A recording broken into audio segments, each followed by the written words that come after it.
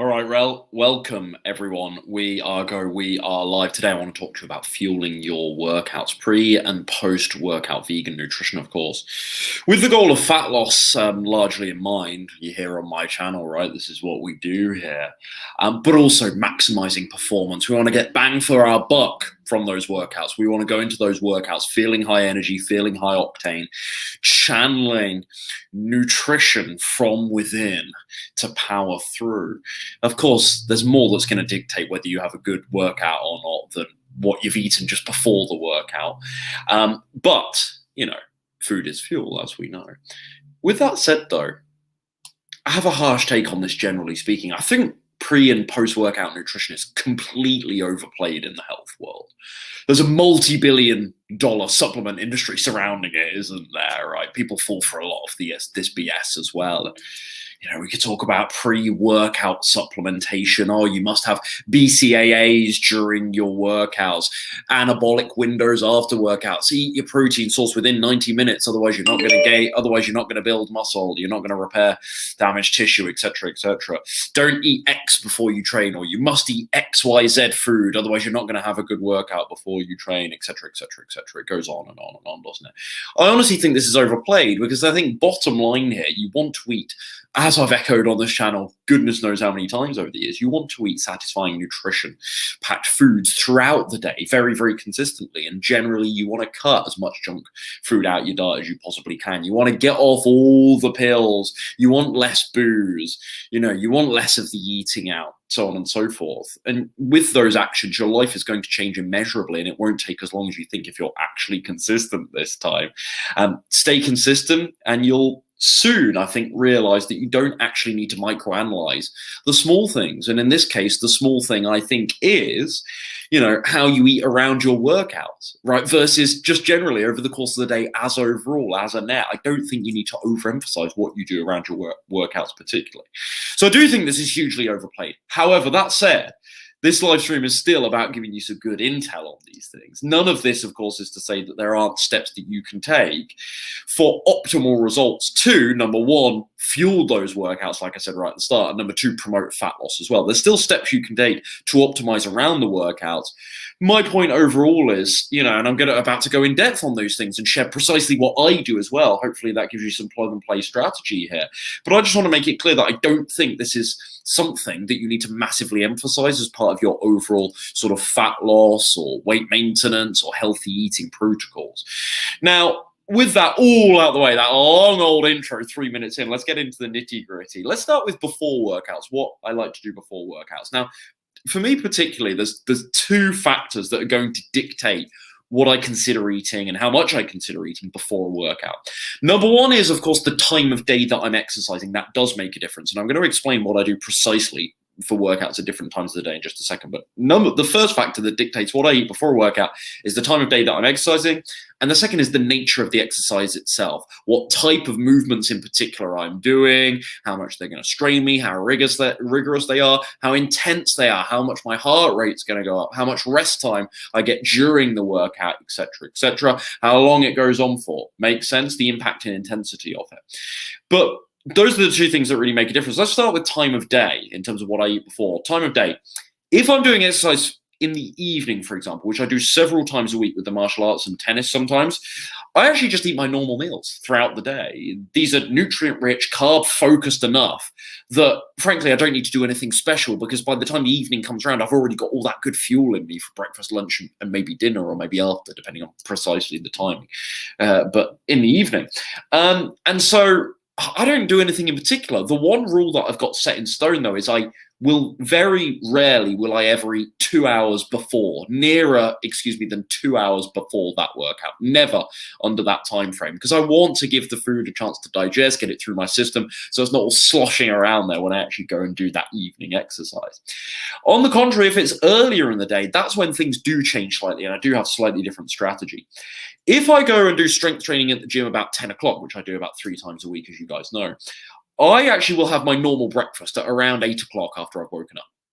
And that's then 2 hours until I get into the workout. And remember, this is a strength workout at the gym. My cardio stuff, my aerobic exercise, it's done outside the gym. It's done with the tennis. It's done with the martial arts, as you guys know.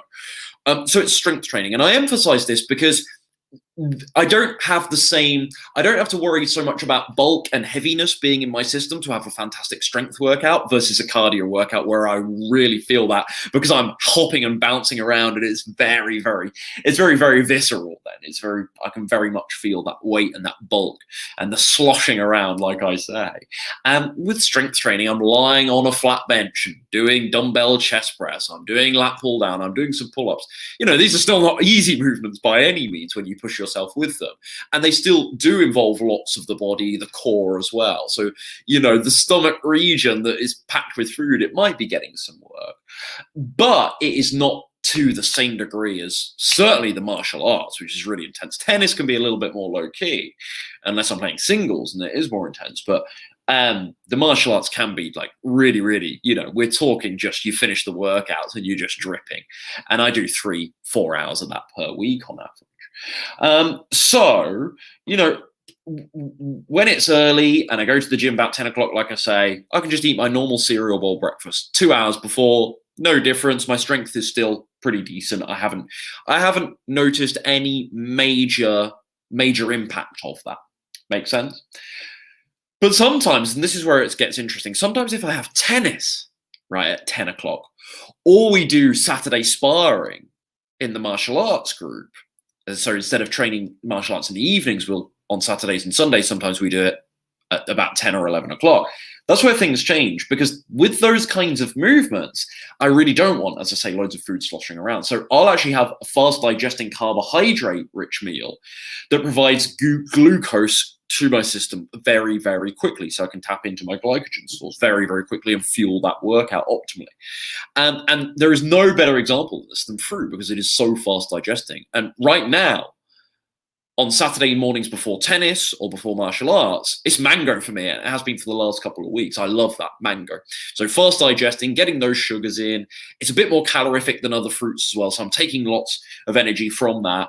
And believe it or not, that's enough. A lot of people are like, oh, don't you need a big meal before? No, because I ate good food yesterday. And because carbohydrate sits ready to access, ready to tap into so brilliantly overnight as well from your previous meal, that it's not as though you need to wake up and have loads of fuel. And you speak to lots of endurance athletes and marathon runners, and if they have a start time that's quite early in the morning, they won't eat much for breakfast. And it always surprises people that are new to that world or new to that style of training. But for me, no, I can perform very well off just a mango, just 150, 200 calories of mango, couple of maybe an hour before those more intense cardio things in the morning, and then I'm good to go. So that's all, again, under the banner of time of day. So hopefully this helps. So again, taking it back to the 2 points I said earlier, the two factors that will decide what I eat before a workout are, number one, the time of day that I'm exercising, and I've just talked you through all the ins and outs there and the nuances there. And the second is the nature of the exercise. So let's come on to that now. So I have already overlapped on this slightly, but let's go into it. Strength training.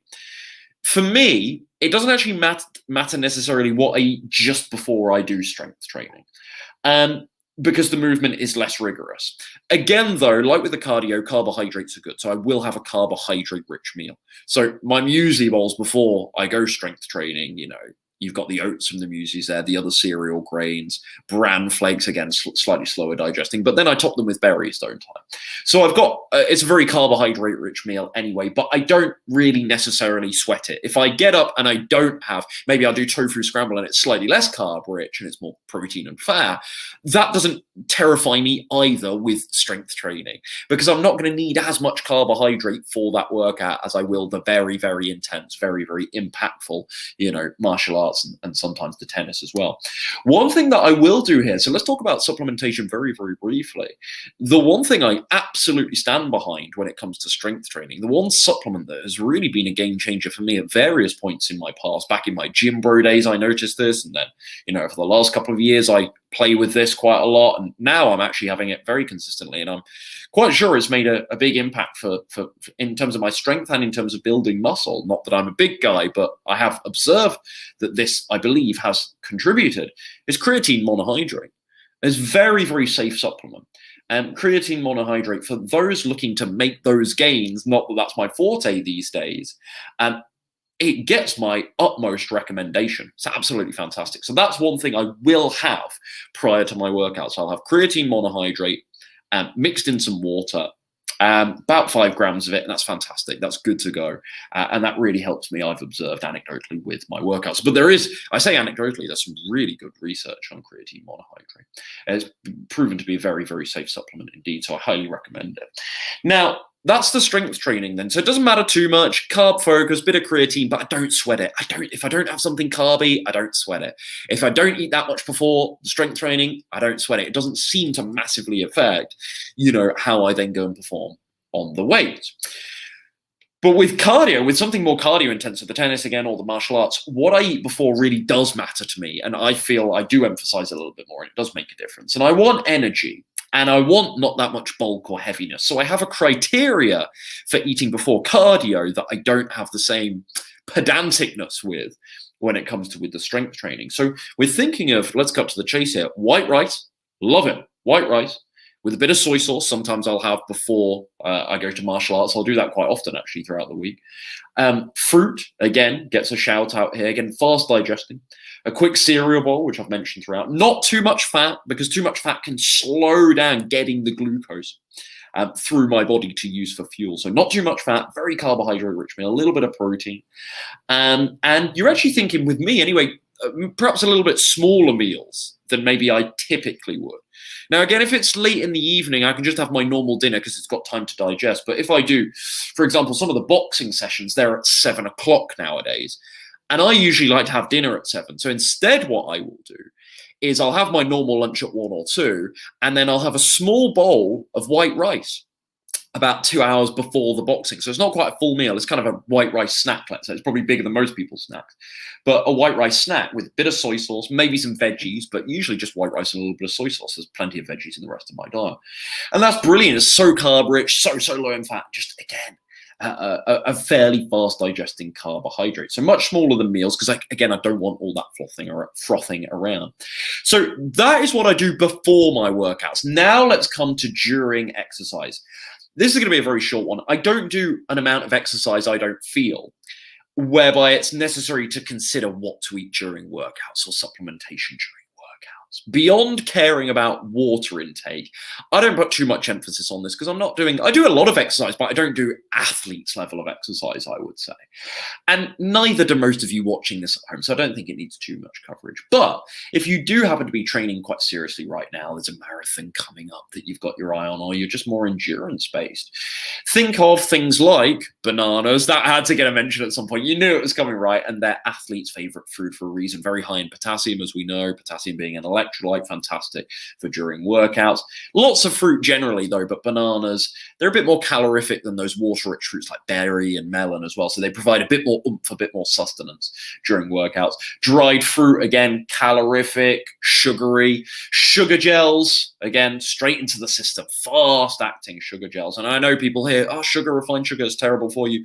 We're talking about people that have got athletes level of pursuits. And having a sugar gel when you're doing a 20K race at the 10K mark, within 10 minutes of having that sugar gel, you can feel it. It's very, very obvious that these things make a difference when you do that level of exercise. So sugar gels can be very, very useful. You just want to try and get ones that aren't loaded with caffeine, because this is a pro tip actually, a lot of sugar gel products, they're loaded with caffeine and you just don't need that. You want the sugar, you don't want the caffeine. That's just a stimulant. It does nothing compared to providing glucose. But basically stuff that gets in your system fast. Water, obviously. Sodium, like if you're doing loads and loads of exercise, you want to think about sodium during exercise, but also after as well. Now let's go on to after exercise. Now, I've personally got two main goals. When I think about post-workout nutrition, I've got two main goals. Number one is fighting post-exercise inflammation, which is the body will often produce inflammation when you've exercised. It's strenuous, unless it's just very like a gentle walk. So fighting post-exercise inflammation so I can then go again and I can actually recover well. And number two, promoting fast recovery. There's kind of an awful lot of overlap there, but recovery is not just about fighting inflammation. There's other things too, which we'll come on to.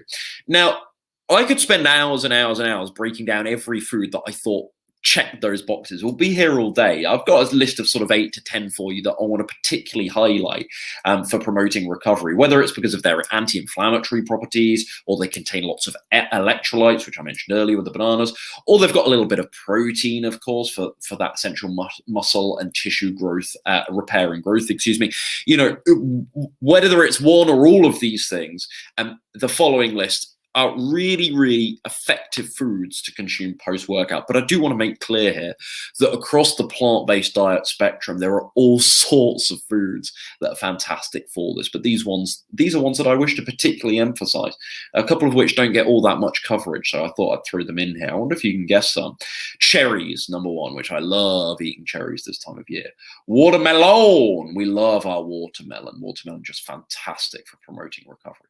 Tomato juice, tomatoes, incredible, anti-inflammatory effects. Tomato juice is tough to drink, but incredible. Dandelion tea, and there are lots of herbal teas that are very beneficial, but in particular dandelion tea, which you won't come across too often, but you'll certainly be able to find that online.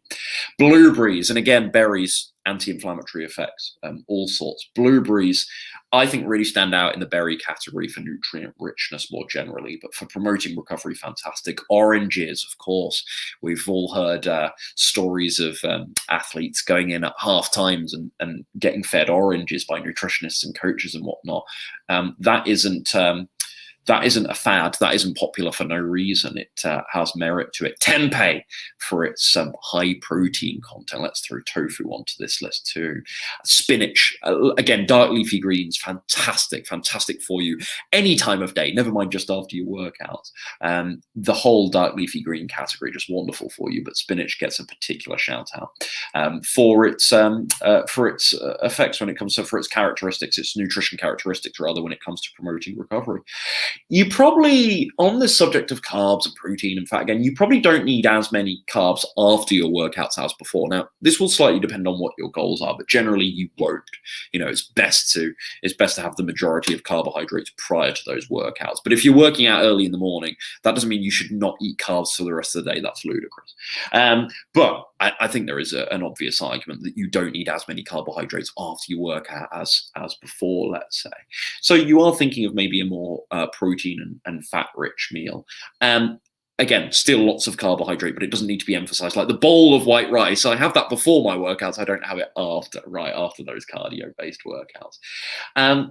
So yeah, I think, again, protein, it does need a special shout out here, especially if you're strength training and especially if you're trying to build some muscle right now. This is focused on fat loss, of course, this video, but there will be some overlap with people watching this. There is a small percentage of my audience that are interested in building some muscle, whether it's at the same time as them losing fat or not. And so protein is absolutely something that's worth mentioning here, even though people are probably tired of hearing about it. Remember, when it comes on that note to optimizing for fat loss, get yourself in that calorie deficit every day consistently. That's what's going to move the needle. That's key. That's what's going to make or break your success. What you do overall in your day as a net, not what you do around your workouts. No need to zoom in on this stuff. That's what we've done today. We've zoomed in on this stuff. Hopefully I've given you some details, some tactics to go away with to better enhance your performance in workouts because of what you eat prior, and then also speed up the recovery process or make better efficient recovery process with the tips I've given. Hopefully we have done that. Hopefully we've gone to that level of depth to whereby you've taken lots of action steps from this. However, I really don't want you to overemphasize this. It's what you do over the course of the day that's going to yield fantastic results for both performance in exercise, also recovery, but then also on the scale when it comes to optimizing for fat loss.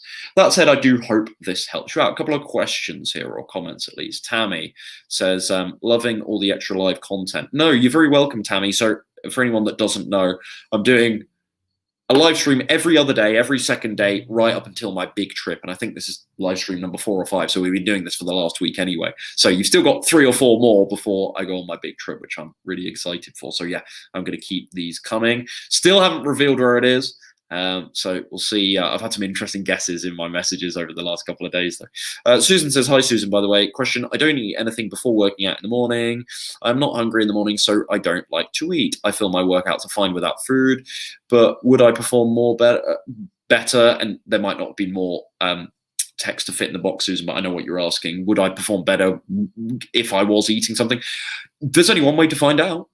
There's only one way to find out, but I certainly don't think it should be anything major. Do you remember right at the start, Susan? I don't know if you were with me whilst we were right at the start, but do you remember where I said, sometimes I'll just have, before the cardio sessions, before the martial arts, before the tennis, right, 5 minutes in, I said, I'll just have a mango.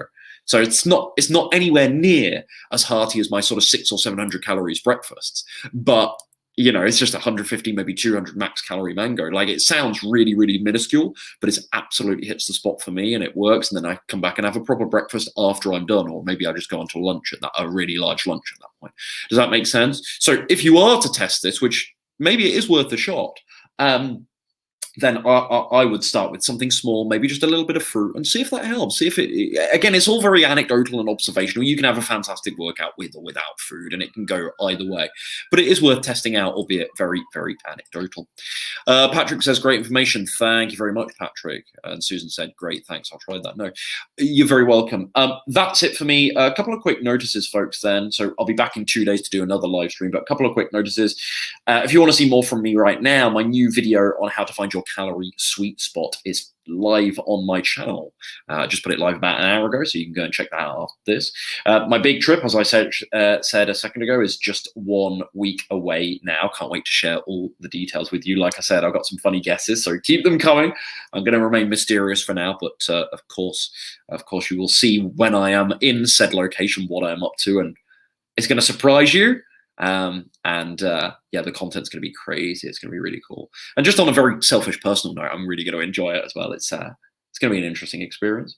And as always, if hopefully this was useful, but if you do need more help with weight loss and you want me to personally walk you step by step through my Vegan Slim and Sustain formula, simply go to veganslimandsustain.com. The link is also down below, veganslimandsustain.com. Thank you, guys. I'll see you again in 2 days' time. Hope you enjoyed this one. Something a little bit different, where we talked about workouts today, and more exercise content anyway coming soon. I look forward to doing a little bit more exercise stuff.